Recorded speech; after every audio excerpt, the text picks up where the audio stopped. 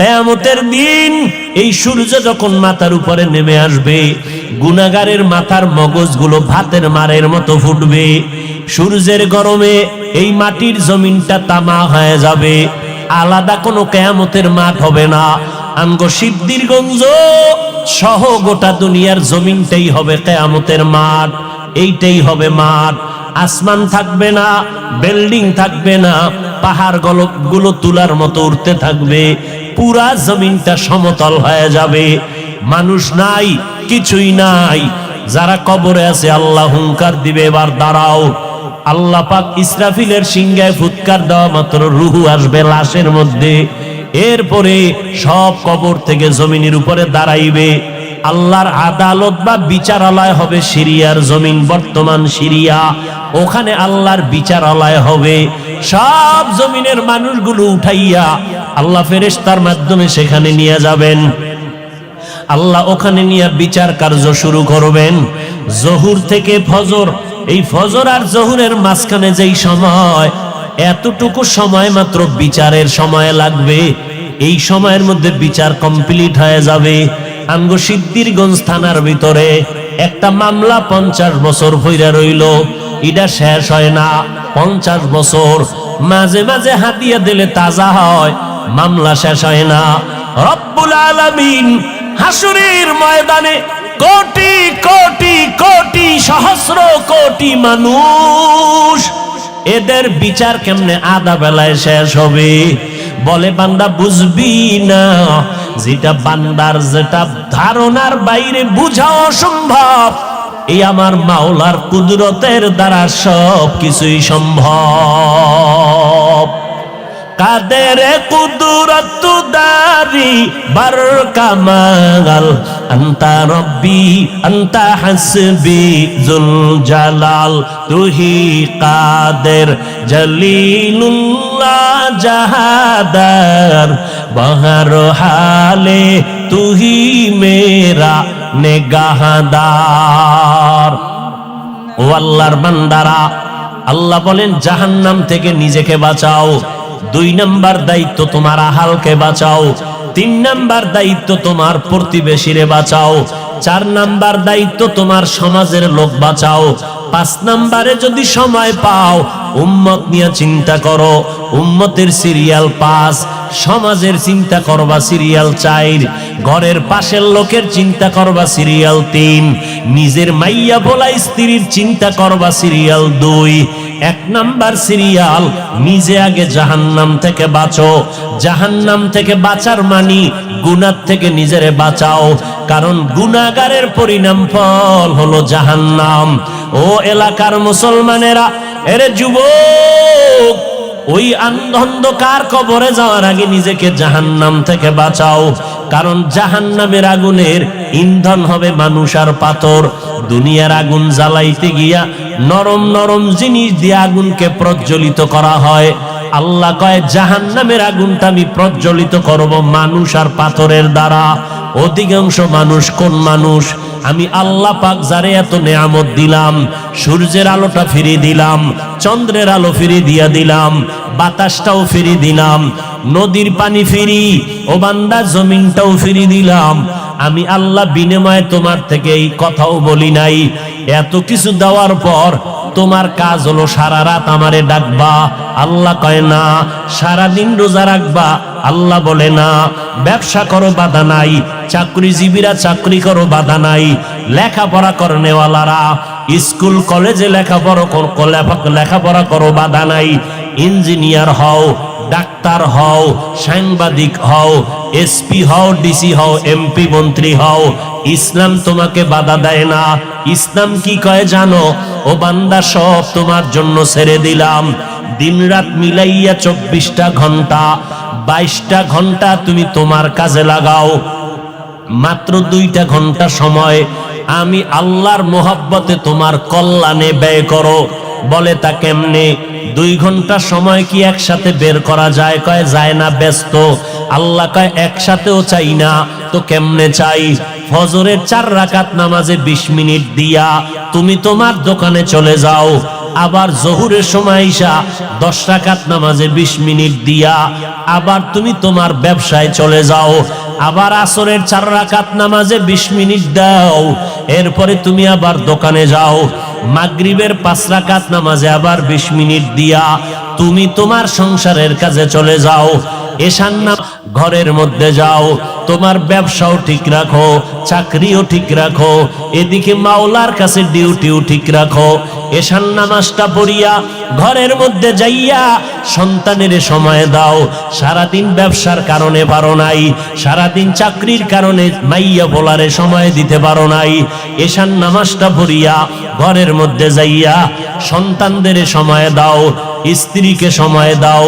কিন্তু কপাল খারাপ, 2টা ঘন্টা সময় দিতে পারলা না, সন্তানের সময় দিতে পারলা না, সারাটা দিন রাত্র মোবাইলে সময় কাটাইবার সময় না পাইয়া ঘরের মধ্যে আইসা সন্তান আব্বু কায়া ডাকে, তুমি ফিরিয়া তাকাও না, মা সময় চায় দাও না, তুমি বিছানায় বসে খাইয়ে লইয়া পেটটা ভারী করে মোবাইল নিয়ে বসে গেলা মোরা কাবায়, এইবার মোবাইল চাইতে চাইতে ঘুমাইয়া গেল, সন্তানের সময় দিলা না, স্ত্রীকেও দিলা না, মোবাইলটা চাইতে চাইতে তোমার চোখের পাওয়ার নাই, কানের পাওয়ার নাই, হার্ট দুর্বল, মাথা ব্যথা বেড়ে গেছে, এখন আর কোনো কাজে মন বসে না, মেধাটাও সংকুচিত হয়ে গেল।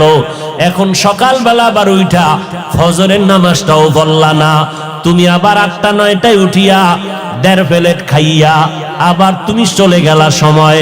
কিন্তু দেখো ও আল্লাহর বান্দা, আমগো মতো হুজুর হওয়ার দরকার নাই, তোমার লাইনে, তোমার লাইনের মানুষটা দেখো জেনারেল লাইনের মানুষ, কোনদিন মাদ্রাসায় আলিফ বাতা পড়ে নাই, অথচ নজর করে দেখো তোমার লাইনের মানুষটা সিদ্ধিরগঞ্জ বাজারে ব্যবসা করে, 5 বেলার নামাজ পড়ে, এই রকম ব্যবসায়ী আছে না নাই?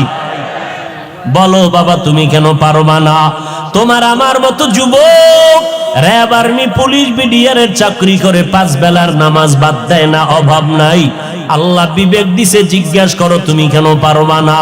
তোমার আমার মতো যুবক স্কুল কলেজে পড়ে 5 বেলার নামাজ ছাড়ে না, অভাব নাই।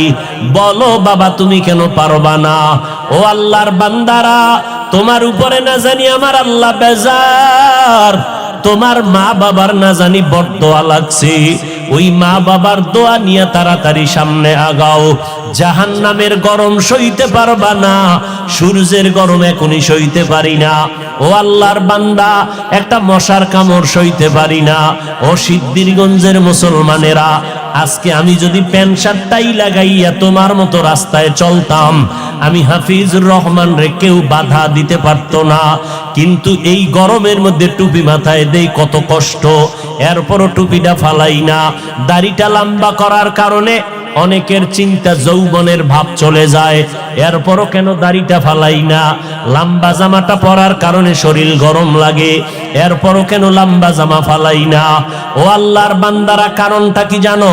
আমাদের এই টুপি দাড়ির কারণে সরকার আমগো মাসে মাসে বেতন দেয় না বাবা, না, বরং এই টুপির কারণে আমগো উপরে বিপদ, এই দাড়ির কারণে আমাদের উপরে বিপদ। নাস্তিকের আমগো নামের লিস্টি বানায়, আমাদের মাদ্রাসা বন্ধ করার ষড়যন্ত্র চলে। এত চিন্তার পরেও কেন টুপি ফালাই না? ও আল্লাহর বান্দারা, ব্যবসার যেই লাইনে বলো, আল্লাহর নবীর তরিকা বাদ না দিয়েও তো আমরা না খাইয়া নাই, আল্লাহর রহমতে অসম্মানেও তো নাই। ও আল্লাহর বান্দা, এরপরেও কেন এই লাইনটা ছাড়ি না? কওমি মাদ্রাসায় লেখাপড়া করেছি, এই লাইনটা কেন ছাড়ি না? কত জাতি ভাইরা বলে কওমি মাদ্রাসায় পড়ে কোনো লাভ নাই, ওখানে পড়লে সরকারি কোনো চাকরি নাই, ওখানে পড়লে কোনো সার্টিফিকেট নাই। এইভাবে বলিয়া বলিয়া আমগো তিরস্কার করে। এই ভাইরা, একটু চিন্তা করে দেখেন, আল্লাহ তো বিবেক দিছে, চিন্তা করেন এত গরমের পরেও কেন নামাজ সারি না, টুপি সারি না? একমাত্র কারণ, আল্লাহর কোরআন পড়ে দেখলাম কোনো মিথ্যা নাই, নবীর হাদিসটা পড়ে দেখলাম কোনো মিথ্যা নাই। ও আল্লাহর বান্দা, এই কোরআনের ভুল বের করতে গিয়া কত বিধর্মীরা পর্যন্ত অপচেষ্টা করিয়া শেষ পর্যন্ত মুসলমান হয়ে গেল। ও যুবকেরা, কয়দিন আর বাঁচবা? এই মহামারীতে কত যুবকের লাশ কবরে রাখলাম, কত যুবকের জানাজার ইমামতি করলাম। ও আল্লাহর বান্দা, রাতের বেলা যখন বালিশে মাথা লাগাইয়া ঘুমাও, অন্তরে কি ভয় লাগে না? ঘুমের মধ্যে যদি আজরাইল আইসা হাজির হয়, মরা সন্তান আইসা সকালবেলা মা দেইখা চিৎকার দিয়া বলবে, তোরা কোথায় আছো? আয় আয়, আমার বাবা দুনিয়াতে বেঁচে নাই। এরে সন্তানেরা, ওই মা বাবাকে বাড়ি গ্রামে রাইখা যারা ঢাকার শহরে চাকরি করো, ব্যবসা করো, এরে বাবা তুমি আরামে খাও আর বন্ধু নিয়ে আড্ডা দাও, অথচ তোমার জানা নাই ওই মা একটা রাত্রে খানা খায় না। তোমার সাথে টেলিফোনে কথা বলতে না পারলে মায়ের ঘুম হয় না। ঘরের মধ্যে কত মেহমান, বাবায় মেহমান আনিয়া গোশত দিয়া খানা দেয়, আম্মাজান গোশত বন্টন করে দেয়, সন্তানেরও দেয়, কিন্তু দুঃখিনী আম্মাজান একটা টুকরা নিজের মুখে দেয় না। আব্বাজান কয়, বিবি তুমি কেন গোশত খাও না? কয়, আমার একটা সন্তান ঢাকা, ওই সন্তানের চিন্তা বড় পেরেশান, ও না জানি না খাইয়া কষ্ট পায়, এই জন্য আমার গোশত মুখে দিয়া যায় না, আমার চোখে ঘুম আসে না। যেই মা বাবার চোখের পানিতে আজ আমি চেয়ারে বসে বয়ান করার সম্মান পেলাম, আজকে ওই মা বাবার চোখের পানিতে তুমি টাকা পয়সার মালিক। ওই মা বাবার দোয়া ছাড়া তুমি টাকার মালিক হতে পারো নাই। ওই মা বাবার চোখের পানি আর দোয়া ছাড়া পরীক্ষায় ভালো নাম্বার পাও নাই। ওই মা বাবার দোয়া চোখের পানি ছাড়া তুমি গাড়ি বাড়ির মালিক হতে পারো নাই। ও কপাল পোড়া সন্তান, ওই মা বাবা অনেকের দুনিয়ায় নাই, অন্ধকার কবর থেকে দোয়ার অপেক্ষা আছে রে বাবা। আর যারা এখনো দুনিয়ায় বেঁচে আছে, ওই মা বাবা তোমার অপেক্ষা আছে কখন তুমি হাসি মুখে সালাম দিবা, মধুর মোহাব্বত নিয়ে কথা বলবা। ওরে সন্তানেরা, ওই মা বাবার থেকে দোয়া নিয়ে চলতে হবে, না হয় উপায় নাই। ও আল্লাহর বান্দারা, চিন্তা ভাবনা করে দেখলাম আজকে আমার ডানে বামে ভক্ত বৃন্দের অভাব নাই, আমার টাকা বাড়ি গাড়ির অভাব নাই, কিন্তু চিন্তা করে দেখলাম আজকে আমি বক্তা, কত সম্মান, এত রাতেও মানুষগুলো বাড়ি যায় নাই, কিন্তু এই সম্মান কতক্ষণ? দুইটা চক্ষু যখন বন্ধ হয়ে যাবে, আমার গায়ের জামা কাপড় সব কেটে রেখে দিবে, তিনটা সাদা কাপড়ের প্যাকেট যেদিন বানানো হবে, ওই দিন দেখবো কে আমার সাথে যায়। আসল বাস্তবতা হলো কেউ আমার সাথে আর কবরে যাবে না, তোমার কবরও যাবে না। তুমি কয় টাকার মালিক এই প্রশ্ন ফেরেশতারাও করবে না। তুমি কি পরিমাণ শিক্ষা গ্রহণ করছো এই প্রশ্ন করা হবে না। ওই কবরে তিনটা প্রশ্ন হবে আমাকে, আপনাদের সবাইকে।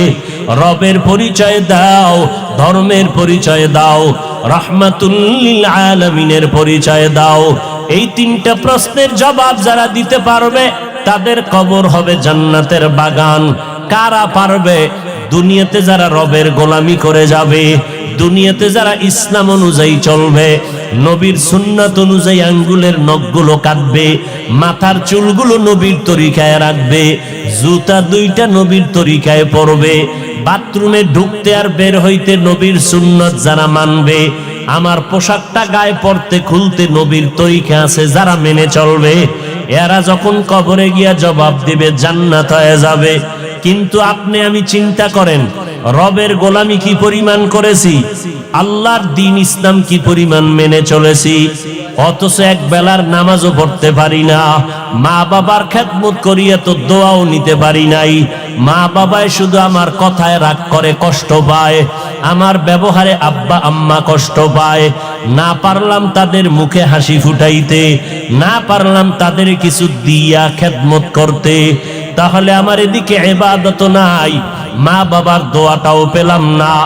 মা বাবারে কতবার ধমক দিয়া চোখের পানি ফালাইলাম, তাহলে আমার এদিকে নাই, আলেম ওলামার কাছে যাইয়া দোয়া নিব তাও পারি না, বরং ফেসবুকের মধ্যে আলেম ওলামার বিরুদ্ধে লেখালেখি করি, আলেমদের ইমামের বিরুদ্ধে কথা বলি, খতিবের বিরুদ্ধে কথা বলি, এই মসজিদের ইমাম সাহেবদের বিরোধিতা করি, তাহলে আমার তো কোনোটা রাস্তাই নাই নাজাতের। না রবের চিনলাম, না ইসলাম মানলাম, না আঙ্গুলের নখ কাটার মধ্যে নবীর সুন্নত অনুযায়ী কাটলাম, না মাথার চুলগুলো নবীর তরিকায় রাখলাম, না পোশাকটা নবীর তরিকায়, না আমার ঘুমটা নবীর তরিকায়। ঘুমাইতে গিয়াও তো হিন্দি গানের তার লাগাইয়া ঘুমাইলি রে বাবা। এই অবস্থায় যদি আজরাইল এসে হাজির হয়ে যায়, আর এই গুনাহ অবস্থায় যদি তোমার কবরের ডাক এসে যায়, সাদা কাফনের প্যাকেট বানাইয়া অন্ধকার কবরে যখন রেখে আসবে, ওই অন্ধকার কবরে মাটি আর অন্ধকার, আপন কেউ থাকবে না। ওই কবরের মধ্যে রাখার পরে তিনটা প্রশ্ন তোমাকেও করা হবে। রবের পরিচয় দাও, ধর্মের পরিচয় দাও, রাহমাতুল লিল আলামিনের পরিচয় দাও। একটা প্রশ্নের জবাব দিতে পারবা না রে বাবা। আমি কিন্তু এতক্ষণ বয়ান করিয়া স্কুলের পড়া নিষেধ করি নাই, কিন্তু খবরদার, কারো চাকরি ছাড়তে বলি নাই, কারো ব্যবসা বন্ধ করতে বলি নাই, বরং 22 ঘন্টা সময় তুমি তোমার লেখাপড়া চাকরি ব্যবসায় দাও। মাত্র 2টা ঘন্টা সময় 20 মিনিট 20 মিনিট করে 5 বেলার নামাজে দাও। মা বাবার দোয়া নাও, ওলামায়ে কেরামের দোয়া নিয়ে আমল করো। লেখাপড়াও বন্ধ হবে না, চাকরিও যাবে না, ব্যবসাও নষ্ট হবে না। এরপরও সুযোগ পাইয়াও যদি আল্লাহর হুকুম মতো নামাজে না যাও, ওই কবরে 3টা প্রশ্নের জবাব দেওয়া সম্ভব হবে না। মদিনার নবী বলেন, এই বেঈমান নাফরমান যখন জবাব দিবে না, সাথে সাথে আল্লাহ পাক গায়বী আওয়াজ দিবেন, ও কবরের ফেরেশতা, এই নাফরমানের কোনো সময় দিও না। দুনিয়াতে বহু সময় পাইয়া শুকর আদায় করে নাই, আমার নেয়ামত খাইয়া শুকর আদায় করে নাই, এখনই কবরে জাহান্নামের বিছানা দিয়া দাও। কবরের মধ্যে জাহান্নামের সাথে রাস্তা বানাও। পুরা কবরের মধ্যে জাহান্নামের আগুন, একটা না, 2টা না, 99টা সাপ কবর ভরে যাবে। আল্লাহ গায়বী আওয়াজ দিয়া রাগান্বিত হয়ে বলবেন, ও কবরের মাটি, এই নাফরমানকে 2 পার্শ্ব থেকে জোরে জোরে চাপ দাও। এত জোরে চাপ দিবে পাজরের হাড্ডি চুরমার হয়ে যাবে। ও আল্লাহর বান্দারা, এই কথাগুলো নবীর হাদিস থেকে শুনাইলাম। মনে মনে চিন্তা করো, নবীর হাদিস তো মিথ্যা হতে পারে না, কারণ আমার নবী 63 বছর জীবনে একটা মিথ্যা কথা বলেন নাই। আম্বিয়ায়ে কেরাম, ওলামায়ে কেরামের কথা মিথ্যা হতে পারে না। 1জন 2জনে মিথ্যা বলতে পারে, লক্ষ লক্ষ নবীদের কথা মিথ্যা না, লক্ষ লক্ষ সাহাবায়ে কেরামের কথা মিথ্যা নয়, কোটি কোটি ওলামায়ে কেরামের কথা মিথ্যা না। অতএব এই গুনাহগারের জন্য জাহান্নাম সত্য। এখন উপায় হলো তওবা করা। এই গভীর রাত সবার কপালে তওবা নসিব হবে না। আল্লাহর কাছে যার দিলটা নরম, মনে মনে আল্লাহকে ডেকে বলবে, হে মালিক, এই ময়দানে আমার মতো গুনাহগার কেউ নাই, গুনার কারণে আমার হাত না পাক, চোখ না পাক। ও আল্লাহ, এই ময়দানে আমার মতো গুনাহগার কেউ নাই। আয় আল্লাহ, আজ আপনার কাছে গোপনে ক্ষমা চাইতেছি, আর গুনার কাছেও যাব না। আমার হাতের দ্বারা, আমার জবানের দ্বারা কত অন্যায় করেছি, আমার কথায় কষ্ট পায় কত মানুষের চোখের পানি পড়ল, আলেম রে কাদাইলাম, মা বাবারে কাদাইলাম। ও আল্লাহ, তুমি মাফ করে দাও। আমার মায়ার নবী বলেন, চোখের পানি ছেড়ে যারা তওবা করবা, তাদের গুনাহ সাথে সাথে মাফ হয়ে যাবে। ও আল্লাহর বান্দা, ওরে যুবক ও বৃদ্ধ বাবাজি, ও পর্দার আড়ালের মা, দুনিয়াটা কিছুই না, সাদা কাপনের প্যাকেট। যেদিন হয় আজকে গুনাহ থেকে তওবা করে নিলাম। ও আল্লাহ, আমাদের তওবা কবুল করে নেন। আমাদের তওবার উপরে মজবুত হইয়া চলার মরণ পর্যন্ত তৌফিক দান করেন, আমিন। আতিনা ফি দারে দুনিয়া না হাসান, আতিনা ফি দারে উকবা না হাসান, ইয়া গিয়াসাল মুস্তাগীসিন হদিনা লফতিখারা বিল উলুমে ওয়াল গিনা। হর গরিদে নেক তু তৈয়ার হে, जो न मांगे उससे तू बेजार है। আল্লাহ তাআলা বলেন, ও দুনিয়ার মানুষ, আমি তোমাদেরকে কর্মসূচি দিলাম, দুনিয়াটা তোমাদের জন্য জেলখানা। কারণটা কি জানো? জেলখানায় সবাই ঢুকতে চায় না, আবার একবার ঢুকলে মন মতো বের হতে পারে না। দুনিয়ার মানুষ, ইমানের বাউন্ডারির জেলখানায় যারা ঢুকছো, মন চাইলে বিড়ি টানা যাবে না, মন চাইলে এখন গালি দেওয়া যাবে না, মন চাইলে চুরি ডাকাতি করা যাবে না। কারণ ইসলামের বাউন্ডারির মধ্যে চুরি করার অনুমোদন নাই, বিড়ি টানার অনুমোদন নাই। ইসলামের খাঁচার ভিতরে কারো হক নষ্ট করার অনুমোদন নাই, কাউকে গালি দেওয়ার অনুমোদন নাই। আরে মানুষ কেন, ইসলামের বাউন্ডারির মধ্যে আল্লাহ তাআলার কত সুন্দর আইন। এর কোরবানির সময় যখন গরু জবাই করো, একটা গরুর সামনে ছুরি দেখাইও না, নিষেধ, গরু কষ্ট পাবে। এক গরুর সামনে আর একটা গরুরে জবাই করবা না, গরু কষ্ট পাবে। গরুটারে রশি দিয়া বাইদা জমিনের মধ্যে শোয়াইয়া 1 সেকেন্ড দেরি করবা না। কিন্তু আমাদের সমাজের মানুষেরা কোরবানির সময় গরুটারে হাতে পায়ে বান্ধিয়া মাটির মধ্যে শোয়াইয়া এরপরে বিশাল চিঠি পড়ে, অমুকের মাইয়া, অমুকের ভোলা, এই রকম 7 নাম 13 বাড়ির নাম নিয়া গোষ্ঠী শুদ্ধা নাম পড়ে। অমুক একজনের নাম আব্দুর রহমান, নাম পড়ল, বাবার নাম, মায়ের নাম, ওয়ার্ড, এরপরে থানা, এরপরে জেলা। কিও এত নাম কেন? আমার এই নামে তো অমুক জেলায় আরো থাকতে পারে, যদি এই জেলার নাম না কও তাহলে আমার দোয়া তো আর এক জেলায় চলে যাইব। এই জন্য আমার গোষ্ঠী শুদ্ধ সব নাম ক। 7 জনের নাম কইতে কইতে গরুটা আদা মরা হয়ে গেছে। ও আল্লাহর বান্দারা, এগুলো শুধু মূর্খতা আর কিছুই না।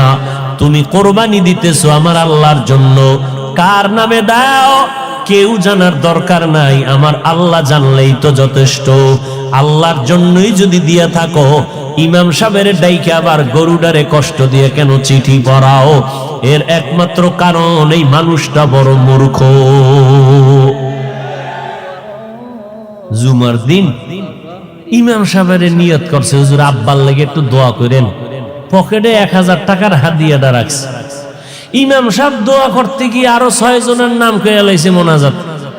মোনাজাতের ভিতরেই মেজাজ গরম, হাদিয়াটা দিয়া হবে না যে ইমাম সাহেব আমার বাবার জন্য দোয়া করতে গিয়া 1000 টাকা দিব হাদিয়া নিয়ত করছি, হেদিয়া আরো 6 জনের নাম কইল।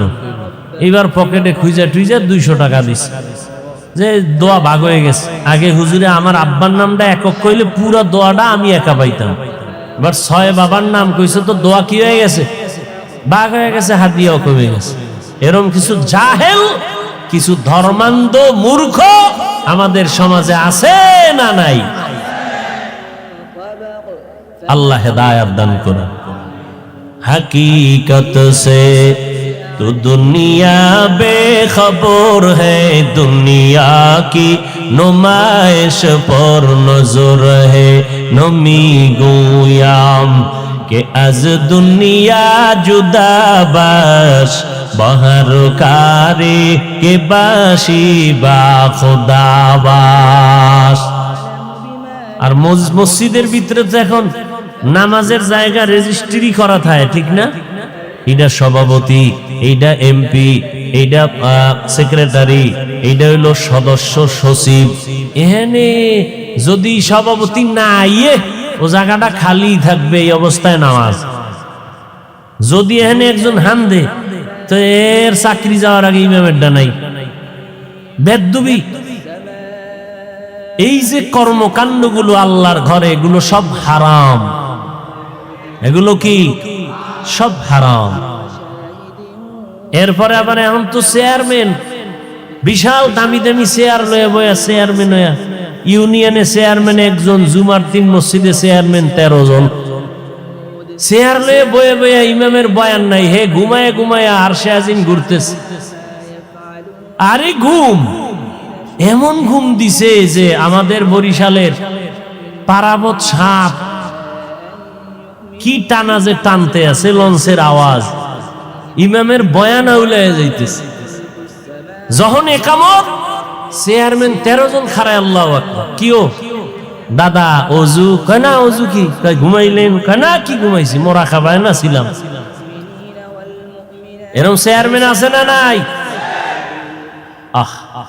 কিয়ামতের আলামত, বান্দা আল্লাহর সাথে মোহাব্বতের পার্সেন্ট যত কম, তার বাস্তবে তার কাজটাও ওই রকম কম।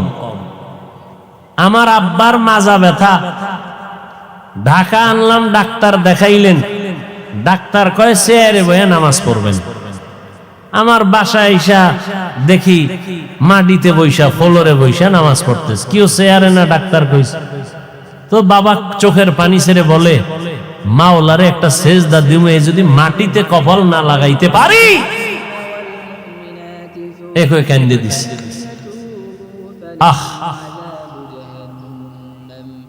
আর আমনে গো মসজিদের খতিবরা যদি কয় চেয়ার বাদ, তুই বাদ, কি ঠিক নি?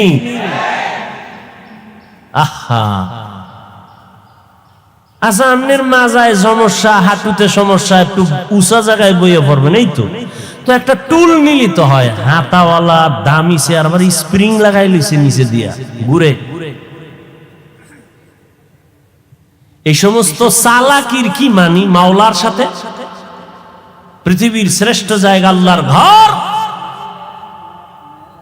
যেখানে আপনি বিনয়ী হইয়া নামাজ পড়বেন, মাথার কপালটা মাটিতে লাগাবেন। আমার রাসূল বলেন, আস-সাজিদু ইয়াসজুদু ইলা কদামির রহমান। বান্দা যখন সেজদা করে, ও মাটিতে দেয় না, রহমানের কদমে সেজদা দেয়। আর যার মাটির লগে কোনো কালেকশনই নেও, দিবে কি? হায় হায় হায় হায় হায়। যাক, বেশি কথা খাওয়া যাইব না। কোন দিকের বাতাস আবার কোন দিকে যায়, আল্লাহ হেদায়াত দান করুন। আজকে একটা জুমা গেছে না, আপনাদের এই সমস্ত এলাকায় মসজিদে জুমার সময় লোক কম না বেশি? বাড়ে না কমে?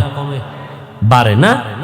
মসজিদের ছাদ, রাস্তাঘাট সব বোঝাই, মুসল্লি আর মুসল্লি সভাপতি কান্দে, টাকা দাও টাকা, বিল্ডিং বানানো লাগবে, জায়গা বানানো লাগবে, মুসল্লি বেড়ে গেছে। এই মুসল্লিগুলো সব কিশোরগঞ্জ থেকে আসছে আপনাদের এখানে না আজকে? এরা কোন জায়গা? এরা ফজরে কই গেছিল, আবার আসরে নাই। কি নাটক, কি নাটক! ফজরে নাই, আসরে নাই, জুমায় ভিড়। তো কেমন ভিড়?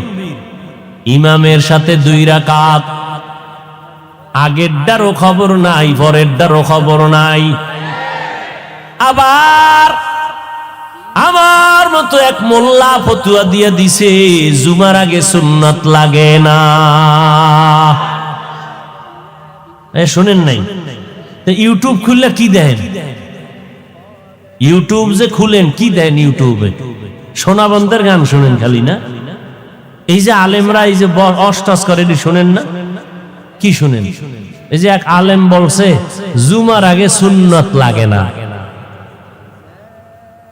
নাউজুবিল্লাহ হয় না নাকি আউজুবিল্লাহর ফাটতি সব? যে আলেম বলবে জুমার আগে সুন্নাত লাগে না, বাতিল। জোরে বলো। যে আলেম বলবে কাজা নামাজ লাগবে না, সে আলেম বাতিল। যে আলেম বলবে নফল ইবাদত লাগবে না, সে আলেম বাতিল। যে আলেম বলবে কোরআনের অর্থ না জেনে পড়লে কোনো লাভ নাই, সে আলেম বাতিল। যে আলেম বলবে ছোট বাচ্চাদেরকে কোরআন পড়াইয়া সারা রাত মাদ্রাসায় রেখে লাভ নাই, মায়ের কোলে ঘুম পাড়াও।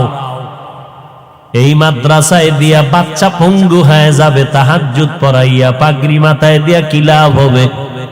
মদিনার নবী কয়, এই সন্তানের বাবা, 7 বছরে সন্তানটারে নামাজের মুসাল্লায় দাওয়াত দিয়া দাঁড় করায় দাও, 10 বছরে শাসন করিয়া এরপরে নামাজে দাঁড় করাও।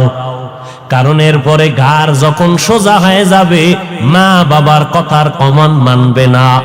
আগের থেকে অভ্যাস করো, ওই মাদ্রাসায় গিয়া ছোটবেলা থেকে আমার আব্বা আমারে লুঙ্গি পরাইতেন, পায়জামা পরাইতেন, ওখান থেকে পাগড়ি পরতাম, ছোট থেকে লম্বা জামা। আজও পর্যন্ত পাগড়ির অভ্যাস ওই সময় না থাকলে পড়তে পারতাম না। তাহাজ্জুদের অভ্যাস যদি মাদ্রাসায় না হইতো পারতাম না। ওরে ভাই 7 বছর কেন, 5 বছরের পিচ্ছি যেই ফাঁকা, কি লাইভ দেয়, লাইভ 5 বছরের বাচ্চা কি দেয়, কি ফাঁকনা ফাঁকনা কথা। অতএব নবী বলেন 7 বছরের সময় নামাজের মুসাল্লায় দাওয়াত দিয়া দাঁড় করাও, 10 বছরের সময় শাসন লাগলে শাসন করো। নবীর তাবিজ উপেক্ষা করার উপায় নাই। ছোট থেকে যদি গড়তে না পারো, পরবর্তীতে আর গড়ার কায়দা নাই। বাসায় রাখবা মায়ের কোলে, মায়ের কোলে থাইকা বান্দা বাচ্চাটা কোরআন শিখতে পারবে না জীবনেও।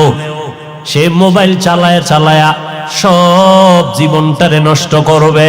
বলবে আম্মু খানা দরকার নাই, মোবাইল দাও, ঘুম দরকার নাই, মোবাইল দাও, বাথরুমে বসলেও মোবাইল লাগবে, কান্না বন্ধ করার জন্য মোবাইল দাও। আর মোবাইল হলো চরিত্র ধ্বংস করার একটা হাতিয়ার।